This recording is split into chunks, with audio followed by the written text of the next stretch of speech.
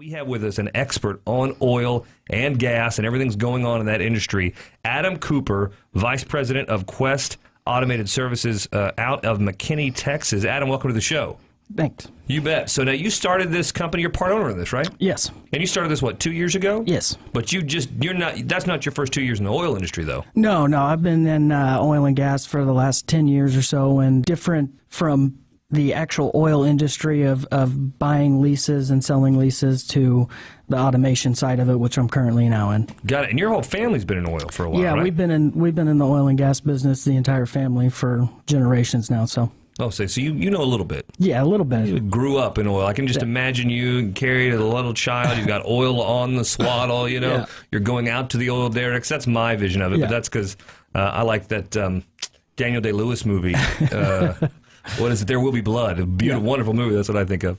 So let's talk a little bit about the oil right now, because it's been in the news, right? We've got the North Dakota boom. We've got the Yellowstone oil spill. We've got a ton of news in the oil industry. Prices falling. People on both sides. Oh, my gosh, it's going to fall more. No, it's got to go back up to 140. And then everybody in between. So what's your opinion on what the state of the oil prices are right now and the oil industry is right now? I think that with everything going on with OPEC and we are producing more oil here in the United States than ever before. We're over 9 million barrels a day. OPEC has a self-limit that they are now past, and so it's creating a flood in the market. They're saying that they can go $20 a barrel. They don't care. They don't care what the cost goes down to. For us here in the United States, we need $40, $50 a barrel just to make it. Most people... What do you mean just to make it? Why do we need to... What does that mean to us, to my listeners? With the way we produce oil in Oklahoma and Texas, we're some of the cheapest places to produce oil and gas in the nation. Most of the stripper wells, Oklahoma, Kansas, parts of Texas, we can produce oil for $15, $20 a barrel. Problem is with the larger wells, the bigger operations, going in and fracking wells and things like that are very expensive here in the United States. So going from a couple $100,000 well, which may produce on a good well 20, 30 barrels a day, to the very large wells that are $10 million wells to drill, and you may have that recovered very quickly, but you can't drill when oil's at $50 a barrel or lower, $48 a barrel. That does not make sense for us to drill at that point in time. So these are very quick wells. So you may only have a year or less of really high production on them. Some of them can come in 300 barrels to 3,000 barrels a day.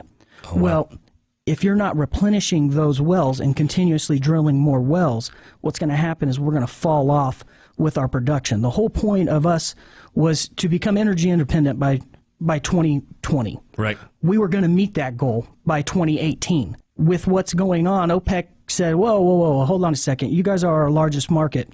Without you, we're going to really have some problems. So let's ratchet everything back on them by dropping the prices and making it not possible for you to continue to produce those large wells. So what about, energy independent? Doesn't have to do with being hybrid and all these other kind of innovations that are coming out to get us a little off oil too? Isn't that a part of that? It does, but at the same time, those only make sense when oil is really, really expensive, right? So if oil's at $40 a barrel and it's $1.50 at the pump, there's not a whole lot of reasons for people to continue. Because it costs more to get those types of vehicles currently right now. Those types of machinery. And if people aren't seeing that at the pump, if they're not paying $3, $4 at the pump, they don't feel it's necessary to go out and spend that extra $10,000 or $12,000 to buy the hybrid or to buy, solar cells for their house. So what do you think we can expect 2015, 2016 for where oil prices are going? I see that it will climb back up. It's going to take a while. The oil and the gas industry slows down and speeds up, not overnight, So with this, we haven't felt what really is occurring in the industry as of yet. We won't feel it until probably August, September of this year, what's happened already in the last 6 months. Now, as we start to feel that, it's going to be, it's going to hurt. But I think towards the end of the year, we're going to see prices, coming back up in the $70 range, $75 range.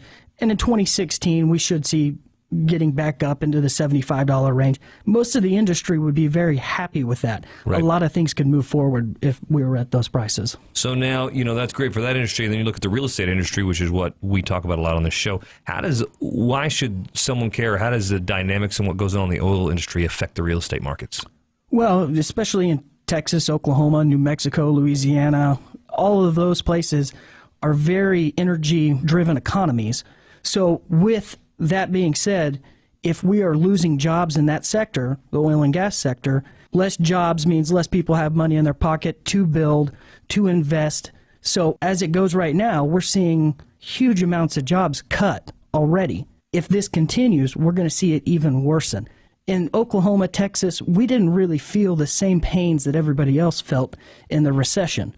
We did feel it, but not like the rest of the country because of the bubble, the oil and gas bubble. It's going to be a similar situation for us if the prices don't start creeping back up towards that $65, $70 a barrel.